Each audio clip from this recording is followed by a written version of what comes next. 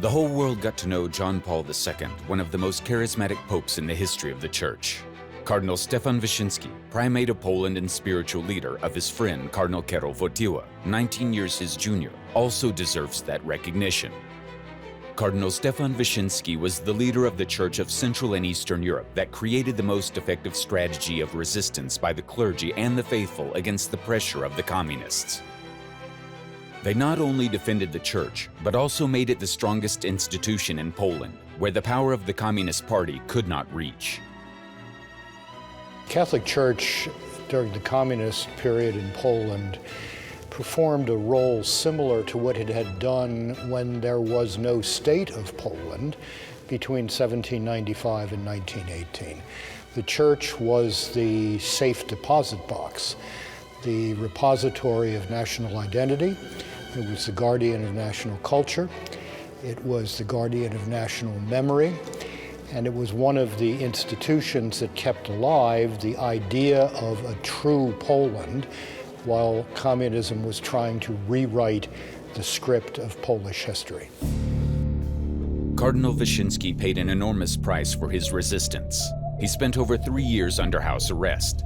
He was public enemy number 1 for the communists. Until his death, he was constantly under surveillance by a team of several dozen secret policemen.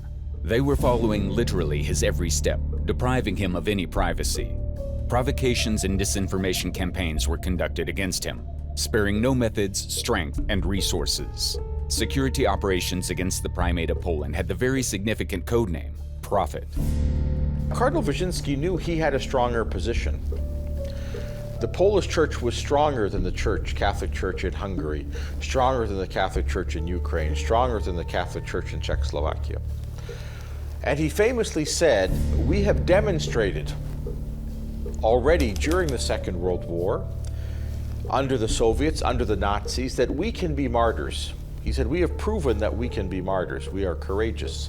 But the time now has come to live rather than to die. So how can we find a way to insist on our rights? How can we find a way to defend our culture and our faith, but without provoking more repression?" And this was the challenge, and it was a challenge that went on for 33 years.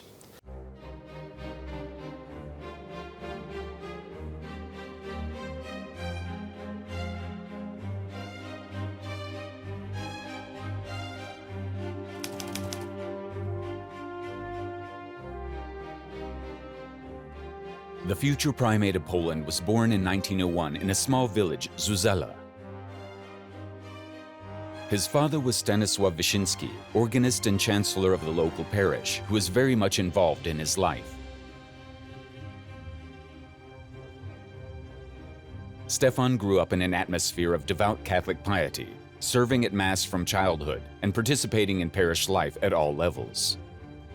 Marian devotion was of special importance in his home. There were 2 pictures hanging over my bed at home, Our Lady of Częstochowa and Our Lady of Ostrobrama.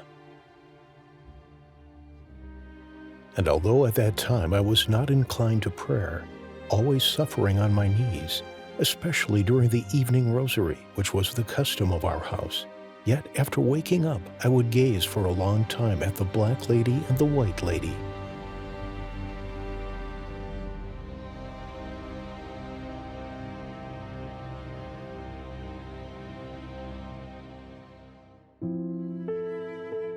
When Stefan was only 9 years old, his beloved mother died. Before she died, she asked him very seriously and solemnly to get dressed. It was clear to the whole family that she meant putting on a priestly habit. Orphan Stefan Wyszyński, as he mentioned many times later, moved part of his filial affection to another mother, the Mother of God. Cardinal Stefan Wyszyński's bond with the Mother of God was such a true divine mystery. He recalls that he was born on the first Saturday of the month. His first childhood memory was of 2 pictures of the Mother of God, which hung above his bed, Our Lady of Ostrobrama and Our Lady of Częstochowa. He remembered very well his father kneeling in front of the picture of Our Lady of Czestochowa in the church in Zuzela. Stefan's widowed father ensured that his firstborn child received the best possible education. However, Wyszyński, already as a teenager, was convinced of his true vocation. After graduating from the 4th year of junior high school, he started studying at the minor seminary and then at the major seminary in Włocławek. Even as a seminarian, Stefan Wyszyński visibly excelled. He did very well in his theological and philosophical studies. His talent as a journalist also attracted attention. Shortly after his ordination to the priesthood in 1924, he was appointed vicar in the Cathedral of Włocławek. The Blessed Virgin Mary played a crucial role in Wyszyński's very primacy. When he felt very weak after his Mass of priestly ordination, with the Primate of Poland, he went to Jasna Góra. Our Lady has been such a huge divine help in his life. We went to Jasna Góra for our first Mass and celebrated it there on the feast of Our Lady of the Snows, on August 5, 1924. We went to Jasna Góra to have my mother stand by me at every Mass, just as she stood by Christ on Calvary. That is how our paths began. They led along the footsteps that Mary had trodden, going before me as light, star, life, sweetness, and hope, as a helper in a difficult situation, almost a nurse and a nourisher.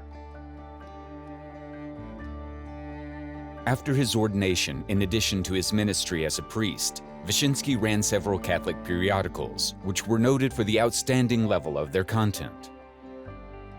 He studied Catholic social doctrine, as presented in the encyclical Rerum Novarum, which was the Church's response to the most influential ideologies of the 20th century. To do this effectively, he studied the communist way of thinking.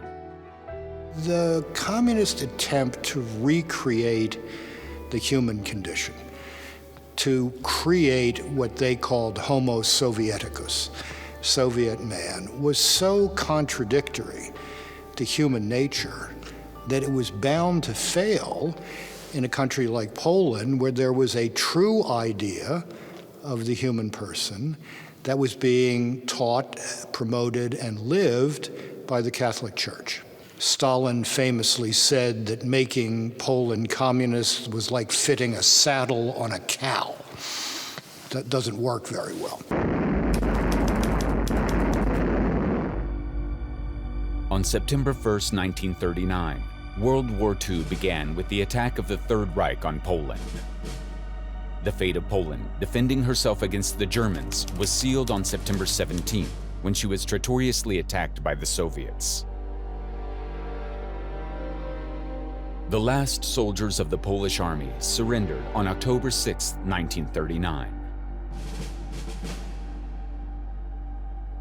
From that point on, Poland was under occupation, but Poles did not lay down their arms. They created the most substantial and powerful resistance movement in German-controlled Europe, while developing the structures of the Polish underground state.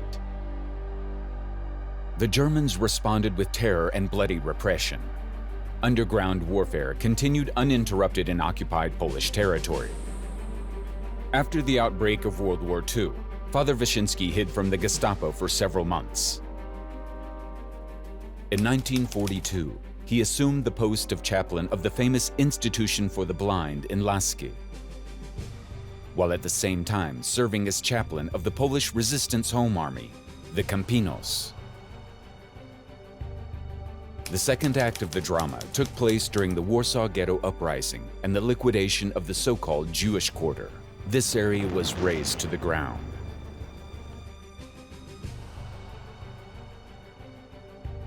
On August 1, 1944, the Warsaw Uprising began in the capital of occupied Poland. This was the largest military operation of a resistance movement in occupied Europe. The Home Army soldiers, poorly armed but with high morale, attacked German garrisons in Warsaw, then took total control over a part of the city for over 2 months. For 63 days, regular combat took place in Warsaw, comparable to the Battle of Stalingrad.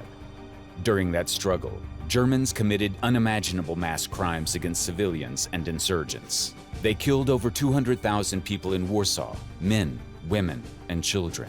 The Soviets, who were already on the city's outskirts, didn't support Warsaw's fighters on Stalin's direct order. Waiting until the city, the symbol of Polish independence and statehood, was bled to death. During the Warsaw Uprising, the Polish Resistance Home Army, the Campinos, served by Chaplain Wyszyński, took part in extremely heavy and bloody fighting. The chaplain accompanied them, bringing comfort and medical help, and, when necessary, also the last rites. Running with a surplice and a stole to the place where the battle with German troops had just ended, we came across 3 wounded soldiers with their entrails torn out.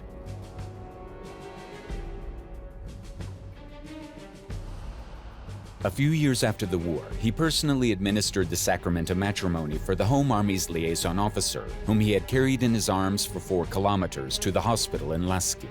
During the Warsaw Uprising, he saw the Red Army come and stop.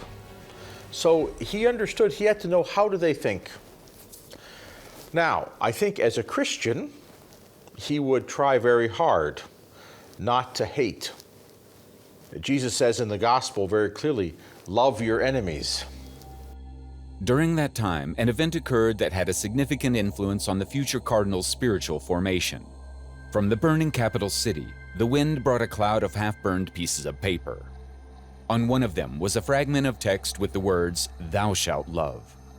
Wyszyński showed it to the nuns and said, "Nothing more precious could have been sent to us by the dying city. This is the most sacred appeal of the fighting Warsaw to us and the whole world. An appeal and a testament. Thou shalt love." In Lasky, there was a large field hospital of the underground Home Army. Badly injured insurgents were sent there from Warsaw.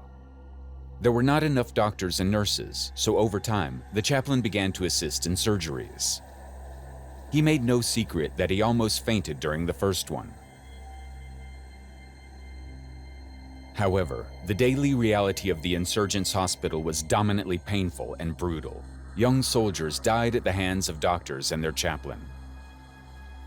The insurgents' experience was fundamental to Stefan Wyszyński's later perception of humanity. The long months of work in the insurgent hospital taught us a great deal.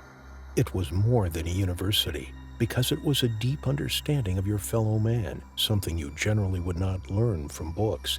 You acquire respect for a man not when you see him in a heroic position, but when you see a man in anguish.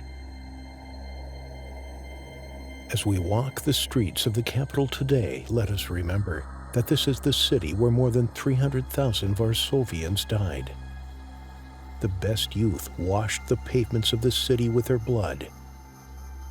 This is the way of love. There is no love without sacrifice. Through such love, one gains the right to the homeland.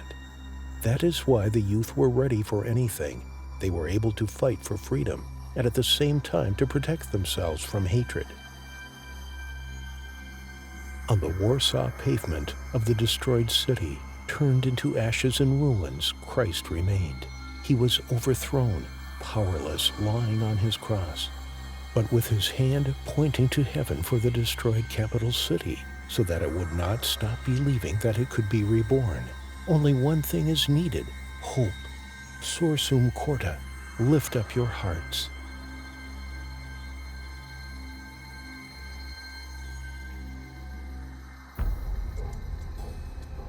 Although Poland was Hitler's first wartime victim, and Polish soldiers fought relentlessly against the Germans on all fronts, the end of World War II marked the beginning of another occupation of Poland. Betrayed by its Western allies, the country was placed in the Soviet sphere of influence by the Yalta Agreement, signed by Roosevelt, Churchill, and Stalin. That meant that the future fate of Poland would depend solely on Stalin, and the governance of the country, against the will of the citizens and the public sentiment, would be taken over by communist activists trained in Moscow. Poland found itself in a new bondage, and the only institutional force able to resist the will of the authorities imposed on Poland by Stalin was the Catholic Church. The political situation after the Soviet troops entered Poland can be described as an anti-communist uprising. During the first 3 years of the Soviet occupation, the soldiers of the underground put up active resistance against the invaders. The unprecedented scale of repressions, mass arrests, and executions led to the gradual liquidation of the underground army. Although individual partisan units remained active for many years, armed resistance against the Soviet Empire lost its raison d'être.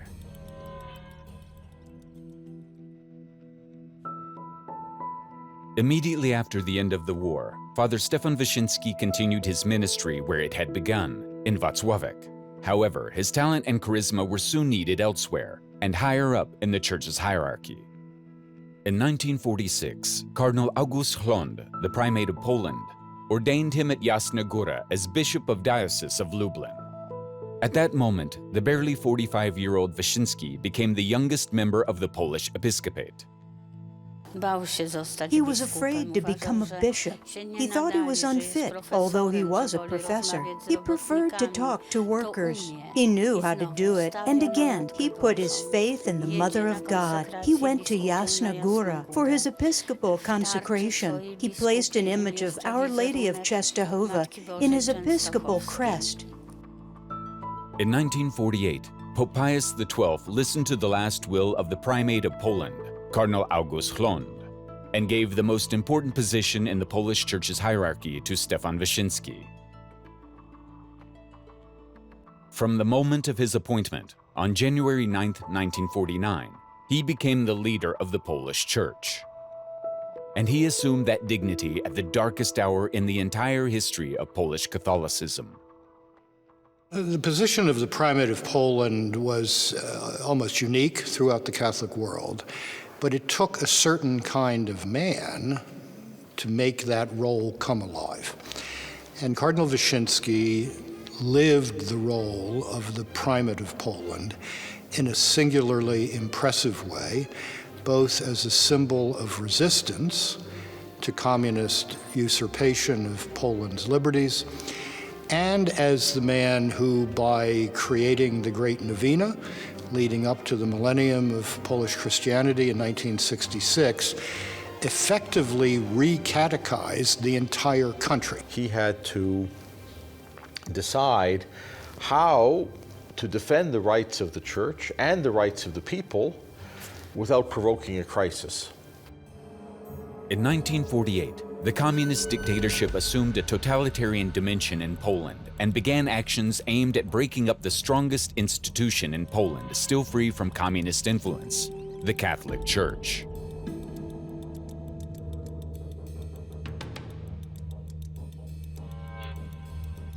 North Korea, Cuba, Vietnam are other countries where the communists have taken power in an extremely bloody way. The pattern is always the same: the physical liquidation of elites and ruthless war declared on religion.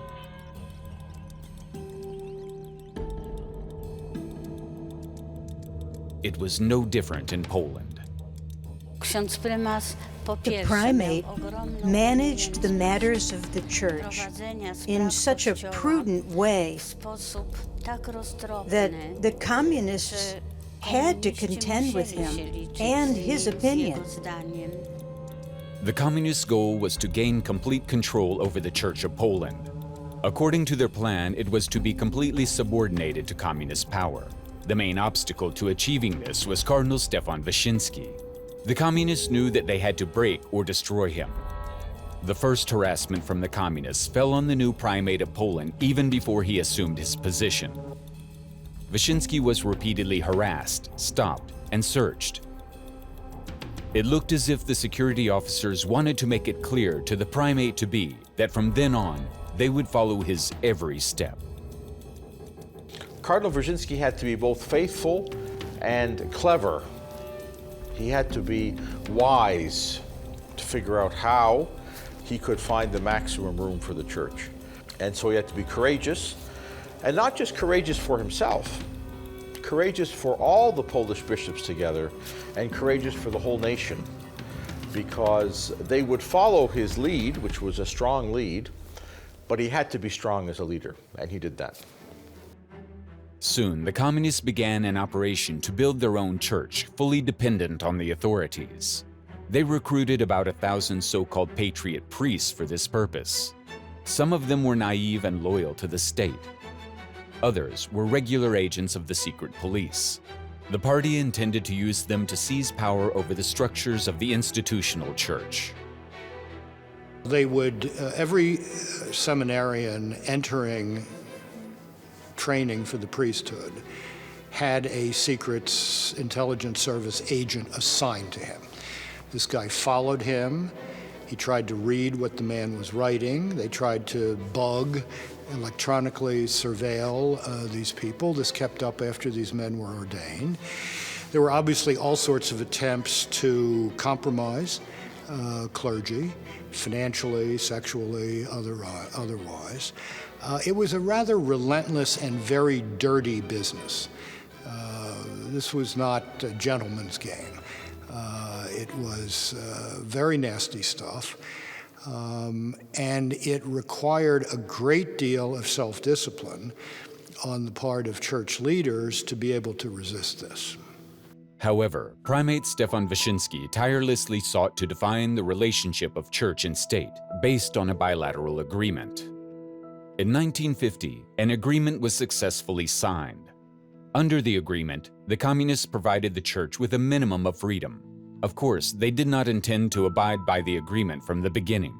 The fact that it was concluded at all only meant that the Communist Party did not yet feel strong enough to start an open war against the church.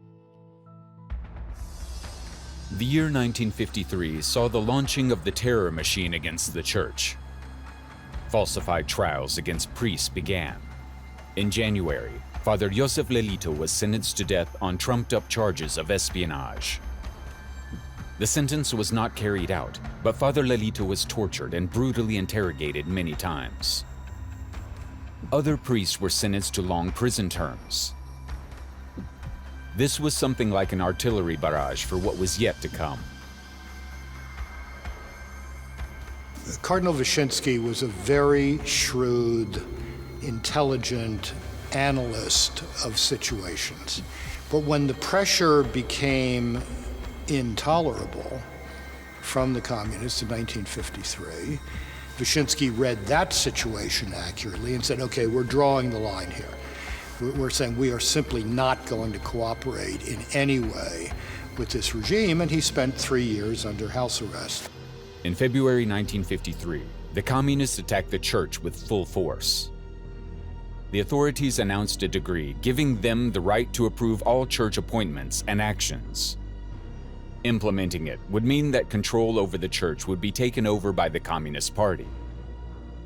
In May, Primate Stefan Wyszyński handed communist leader Bolesław Bierut the famous memorandum, Non Possumus, We Cannot.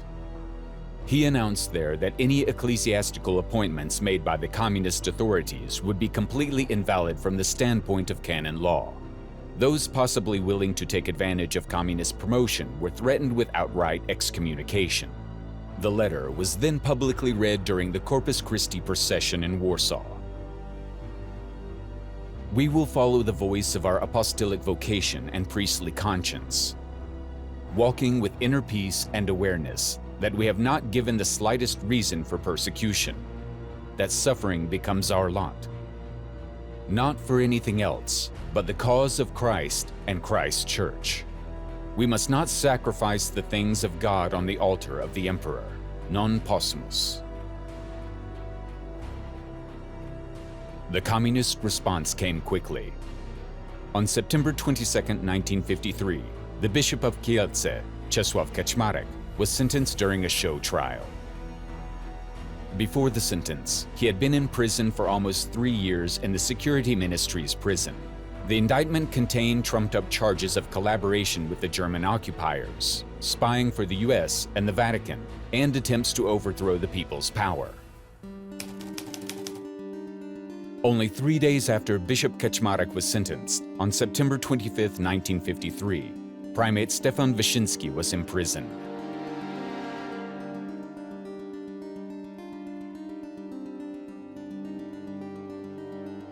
One of the gentlemen took off his overcoat, then removed a letter from his briefcase and opened it, and handed over a paper containing the government's decision of the day before. By this decision, I am to be removed from the city immediately. I will not be allowed to perform any activities connected with the positions I have held thus far. He asked me to acknowledge and sign it. I declared that I couldn't accept that because I couldn't see any legal grounds for the decision. I couldn't submit to this decision, and I wouldn't leave this house voluntarily. At the bottom of the letter, I wrote with a pen handed to me. I read and put my initials. The official insisted that I proceed to take my belongings. I answered, I am not taking anything. I came to this house poor, and I will leave poor. They brought me an overcoat and a hat. I took the breviary and the rosary. I went into the chapel to look for a moment at the tabernacle and our mother in the stained glass window. From the doorway, I looked once more at the picture of Our Lady of Jasna Góra hanging over the entrance to the Pope's Hall.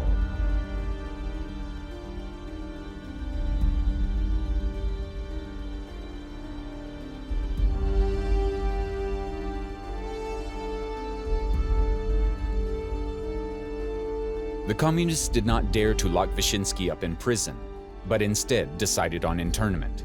The primate was kept in closely guarded monasteries, being moved several times from place to place.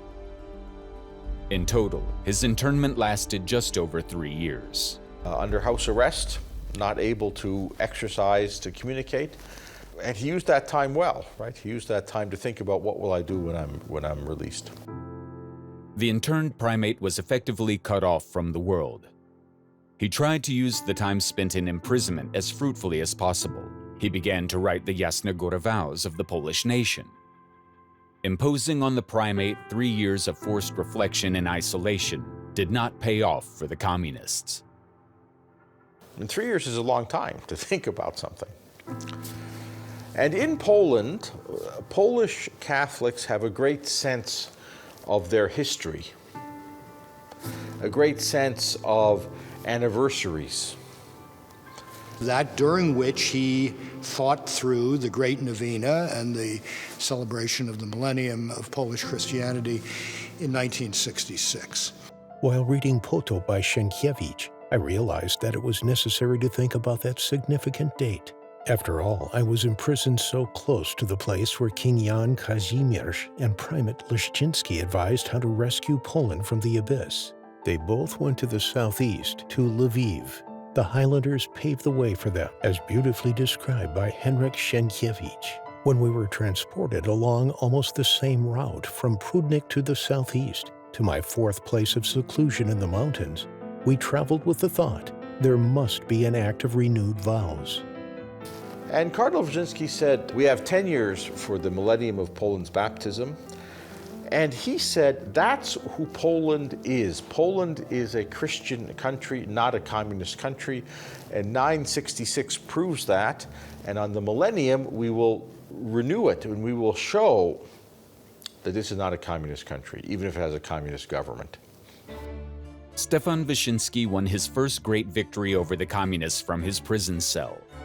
On August 26, 1956, about 1 million believers gathered at Jasna Góra. The text of the Jasna Góra vows sent by the imprisoned Stefan Wyszyński was read out to them. Although the pretext was the 300th anniversary of the Lviv vows of the Polish king Jan Kazimierz, the Polish believers received the act of unequivocally entrusting the country to the Virgin Mary, as an act of encouragement and faith at the turning point in history that started for Poland. The initiatives he took were very ordinary, simple. The Jasna Góra vows simply concerned our moral, social, and family life, as if repeating the 10 Commandments. In October 1956, the so-called de-Stalinization began in Poland.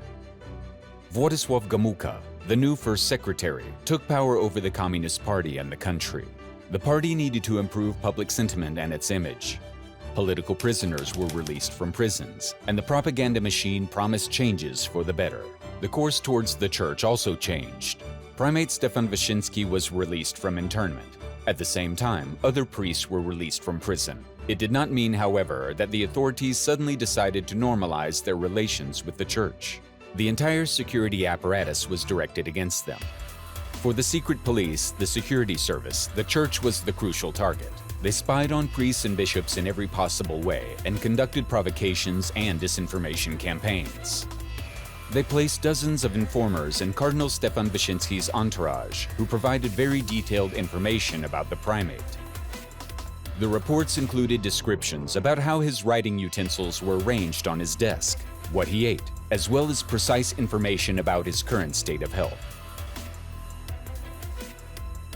The files included detailed floor plans of the rooms he stayed in, reports of his conversations with colleagues and visitors, and, eventually, meticulously typed transcripts of all his public appearances. He came to embody the resistance of the church because he was so formidable, strong. In that situation, he believed you don't want somebody who's going to be jolly. You want somebody who's going to communicate strength. And when he's talking to 500,000 people at Częstochowa, doesn't make any difference whether there's radio or television, they're all seeing it. They're telling other people about it. And they're seeing a leader who is not going to bend, who will defend them all the way. It's very difficult. How do you communicate with your people when the communist regime controls all the mechanisms? Cardinal Wyszyński had thousands and thousands and thousands of parishes, tens of thousands of priests, sisters. And this was a vast network, well organized. The word could come through the bishops, the priests, the people who were looking for the truth. Immediately after his release from confinement, Primate Stefan Wyszyński began long and extensive preparations for the celebration of the most significant anniversary in the 20th century history of Poland, occurring 10 years later, namely, the Millennium of the baptism of Poland and the creation of the Polish state. The Millennium was to be a time of unification and spiritual renewal of the Polish Church, and the Primate decided to ground its spiritual dimension on the exceptionally ingrained Marian devotion in Poland. The Black Madonna, Our Lady of Częstochowa, had become over centuries a symbol of Poland, the nation. Wyszyński understood that. He had a very deep Marian piety himself. In 1956, during the annual procession of the image of Our Lady of Częstochowa on the ramparts of Jasna Góra, the faithful gathered there began to exclaim, "Mother, come to us." The prior of the Jasna Góra monastery immediately wrote about it in a letter to Cardinal Stefan Wyszyński. The primate quickly found an answer to the requests of the devotees. Yes, the Mother of God could come to them. That is how the idea of pilgrimage of the Holy Image was born, that is, in visits to parishes in various dioceses throughout Poland. They set the plan of that journey for almost 10 years. It was to end during the millennial celebration, and it began in August 1957. There would be hundreds, thousands, tens of thousands. It was for 9 years, every week, every month, a way of showing that this was not a communist country. The pilgrimage of the image of Our Lady of Częstochowa evokes strong emotions among the faithful and has become a great celebration for many years. The painting has a special meaning in Polish Catholicism. The monastery at Jasna Góra, its place of origin, is the destination of annual pilgrimages in August. Millions of people have traveled and continue to travel on foot from all over Poland only to stand at the feet of the Blessed Mother. But when Primate Stefan Wyszyński had the image travel around the country, something quite extraordinary happened. Now it was Mother Mary who journeyed to her faithful. That had a powerful symbolic meaning for them. The faithful drew encouragement and strength from the pilgrimage. In each successive parish, the appearance of the image attracted praying crowds. The genius, the brilliance of sending the Black Madonna on pilgrimage around the country during the Jubilee celebrations in 1966. And then when the communists, in effect, arrest Our Lady and send her back to Częstochowa, he sends the empty frame around. This was a man who knew how to touch the hearts of his people, for whom this devotion was a great part of their national identity, as well as say to this really vicious regime, there's nothing you can do that can really stop us. We'll figure some way to be ourselves. The tour of the painting of Our Lady of Częstochowa lasted for years, but the communists decided to end it in 1966. So-called arrests over the image began and happened several times. The communist police stopped the cars which transported the painting or those in which the primate or the bishops traveled. Once they forced the motorcade to take a different route. Another time, communist police tied up the painting with ropes on a truck.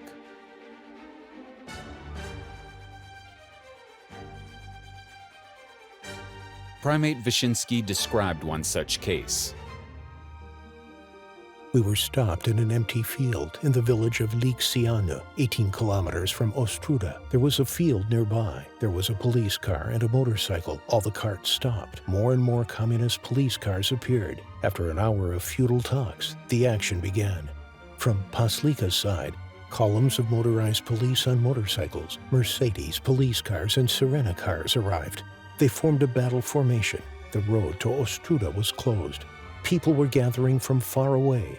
Strongmen from motorcycles walked in a Nazi step towards the van. They stood at a certain distance. The priests surrounded the cart with the painting, a moment of waiting. They demanded to open the carriage. The priests resisted. Some scoundrel from the militia forced his way into the car. Eventually, the communists seized the painting in Warsaw. Firstly, it was interned in the Curia and displayed in a barred window. Then they transported it to Jasna Góra. The monks were forbidden to take it out of the monastery, and there were communist police checkpoints near Jasna Góra. This imprisonment of the painting lasted until 1972. He said, fine, you keep the image, we'll send the frame.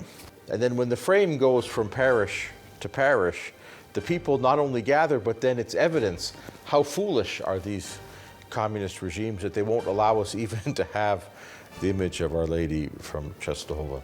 In those years, 56, 57, 8, 9, 60, on to 66, it became very clear that he knew better than the communist regime how to manage and inspire Polish society. That pilgrimage, that preparation for the great millennium of Polish Christianity, the baptism in 1966, of course, reawakened the idea that Poland was a free country under a communist regime. It was not a communist country. The year 1965 was another turning point and another date in the 20th century history of Poland. On Wyszyński's initiative, a letter was sent from the Polish to the German bishops. "We forgive and ask for forgiveness" was published. It was an act of extraordinary courage, initiating Polish-German reconciliation 20 years after the end of the Bloody War, during which the Germans committed unimaginable crimes in Poland. The communists did not forgive the primate for publishing the letter. The first secretary of the Communist Party shouted in his speech about the chairman of the Polish episcopate being limited and deprived of national state-mindedness. The hysteria of the communists didn't help. The celebrations of the millennium of the baptism of Poland, preceded by the pilgrimage of the copy of the painting of Our Lady of Częstochowa, turned out to be a spiritual and symbolic victory of the Polish Church over the communists. The authorities never again dared to confront the Church with open force. But this didn't mean that the security stopped persecuting priests, bishops, and the primate. The courage of Cardinal Stefan Wyszyński and the firm stance of the Polish Church did not remain without influence on Polish society. Protests against the communist regime broke out regularly. 1956, 1968, 1970, 1976 were successive dates of bloodily repressed social revolts. Poles were still desperately looking for a way to freedom, and the foreign ideology imposed on them was maintained by tanks, which regularly took to the streets. The communist war against the leadership of the Catholic Church in Poland was relentless. There was an entire department of the Służba Bezpieczeństwa that was dedicated to what was called disintegrating the Catholic Church. This was very serious business, and both Wojtyła and Wyszyński understood that they had to be very careful about how they dealt with their associates and how they dealt with each other. Now, neither one of them was afraid to say bold things in public, and did so, particularly Wojtyła here in Krakow during the Corpus Domini processions every year. But this was a real war. From the end of the 1950s, the star of Karol Wojtyła, first Bishop of Krakow and later Archbishop and Cardinal, was shining more and more brightly in the Polish Church. Charismatic, expertly communicating with crowds and the media, open, resilient, and very young for a bishop, Karol Wojtyła was very different from the primate, while becoming equally popular among the faithful. These were ideal conditions for a peaceful rivalry between two natural leaders of one organization, but such a competition between them never took place. Cardinal Wyszyński became a bishop at a very young age, 45. He became primate of Poland at the age of 47, 48. I think that made him open to an even younger bishop. Karol Wojtyła became a bishop at 38. He became Archbishop of Krakow at 43 years old. So I think he was open to this different kind of bishop, different kind of cardinal in Krakow. Wyszyński came to understand Wojtyła was a much shrewder political actor, public figure, than he had imagined, that Wojtyła was not going to let a millimeter of distance appear between himself and Wyszyński, because that was the communist strategy, divide and conquer. And that publicly he would be totally supportive of the primate as the unique figure in the Polish Church for its relationship with the government. And Wyszyński came to appreciate that. What united them above all was looking in the same direction, such total devotion to God, concern for man, for the Church, and finding this power that is Our Lady. The authorities tried to play a game between Cardinal Wyszyński and Cardinal Wojtyła and wanted to drive them apart. But there was a document in which they wrote, Wojtyła would never go into open battle with Wyszyński.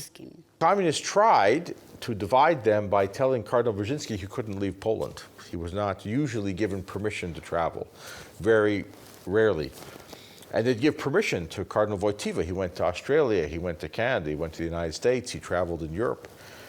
The idea being, we'll try and, create tension. Cardinal Wojtyła would not permit that.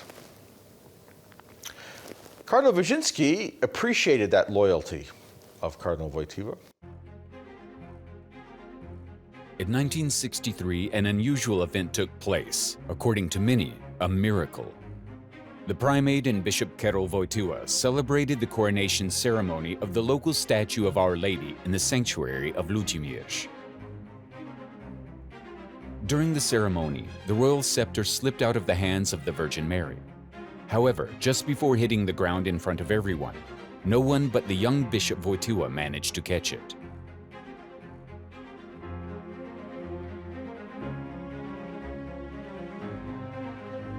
"It looks like Our Lady wants to share power with you," Primate Wyszyński commented. After 15 years and the election of Karol Wojtyła as Pope, most Polish Catholics accepted those words to be at least prophetic. Cardinal Stefan Wyszyński quickly saw the Bishop of Krakow as the ideal candidate for his successor. On October 16, 1978, at the end of Cardinal Stefan Wyszyński's life, an event of great historical importance occurred, not only in ecclesiastical history. It turned out that Cardinal Karol Wojtyła would not be the next primate of Poland.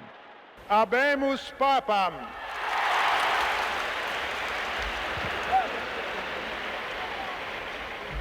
Eminentissimum ac reverendissimum Dominum Carolum Sancte Romane Ecclesiae Cardinalem Wojtyła.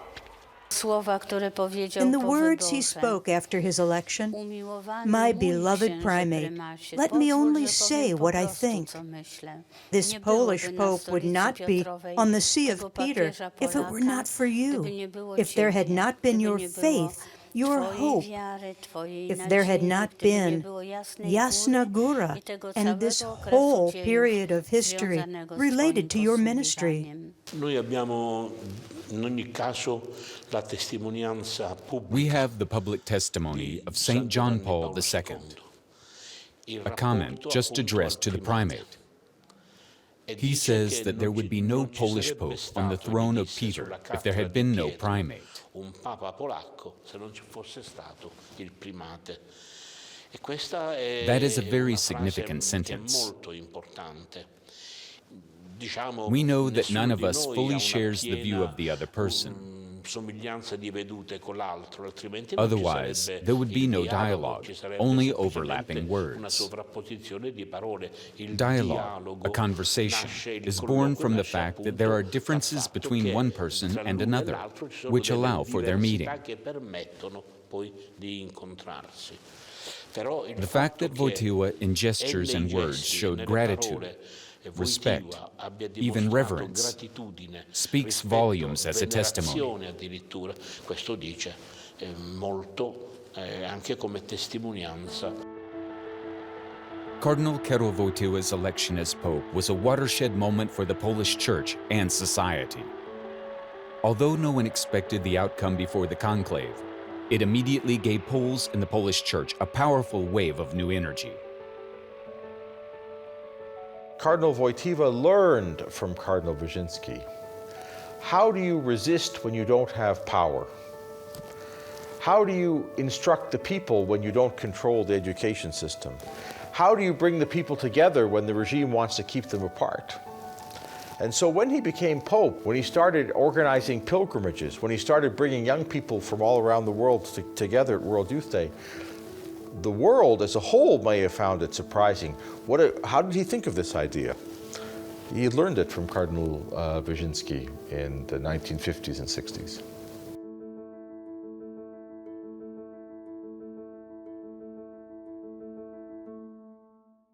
The first pilgrimage of the Holy Father to Poland was an incredible experience for the primate. The primate was simply pale because of that experience, pale from his concern that nothing would happen to the Pope, that he should endure this hardship, that no one would harm him.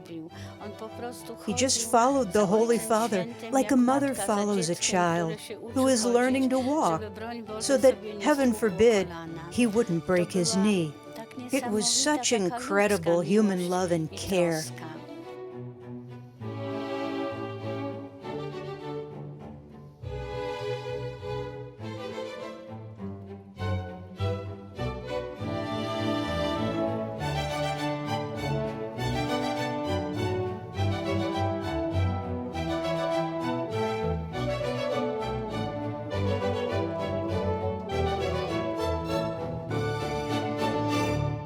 Coś muszę powiedzieć do księdza prymasa.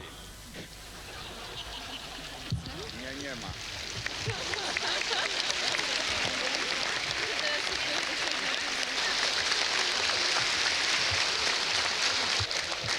Niech żyje prymas! Niech żyje prymas!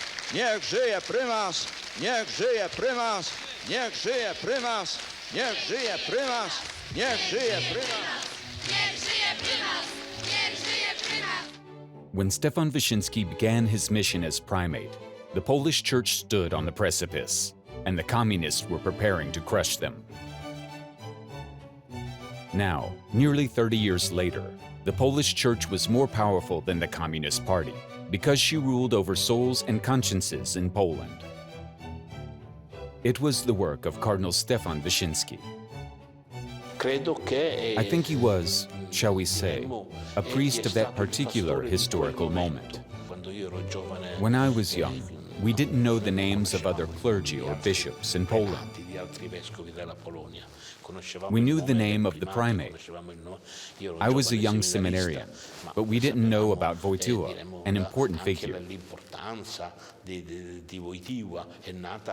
That only became clear after he was elected to the chair of St. Peter. Meanwhile, Wyszyński didn't need to be a pope to be known. He was known because he was loved. Because if they didn't love him, they wouldn't talk about him. This means that he was loved not only during his life. On May 13th, the primate, who was already very ill, learned about an attempt on the life of the Holy Father. He shrank when he heard about it. He bent over and said, "I was always afraid of that." He went so courageously to the people.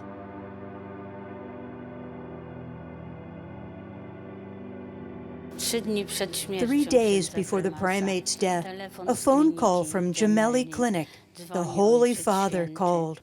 And on this Polish side, you could hear only, "Father, Father, I am so weak.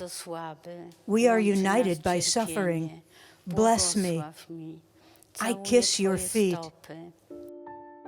For over 3 decades, Cardinal Stefan Wyszyński led the Polish Church through the tremendously hard reality of Communist Poland. He managed to make the competition between faith and ideology for the hearts of Poles end in a humiliating defeat for the Communists.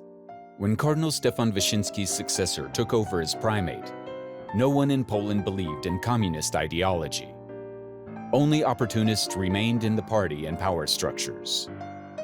But the churches were bursting at the seams, and millions of fervently religious Poles went on annual pilgrimages to Jasna Góra, to Our Lady, so beloved by the primate.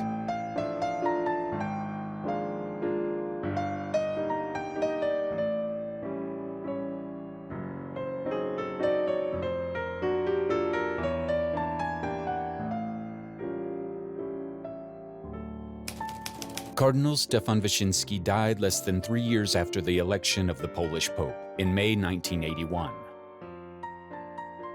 He still lived to see the moment of the creation of the Solidarity movement, and Poles began their road to freedom, using both the energy given to them by John Paul II and the patterns and conditions built by their great primate.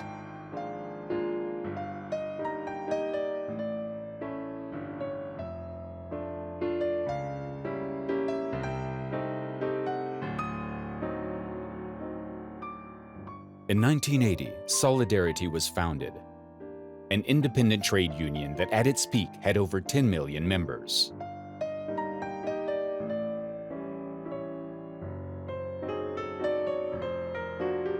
And even though the communists decided to impose martial law in Poland on December 13, 1981, to once again suppress the rebellion with military force, the dominoes started to move.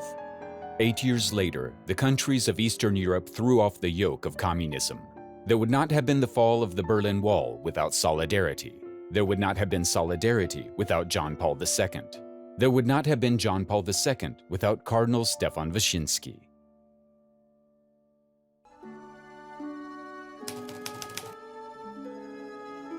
The process of elevating him to the altars, which began in the late 1990s, has already come to a fruition. The beatification of Cardinal Stefan Wyszyński took place in Warsaw on September 12, 2021.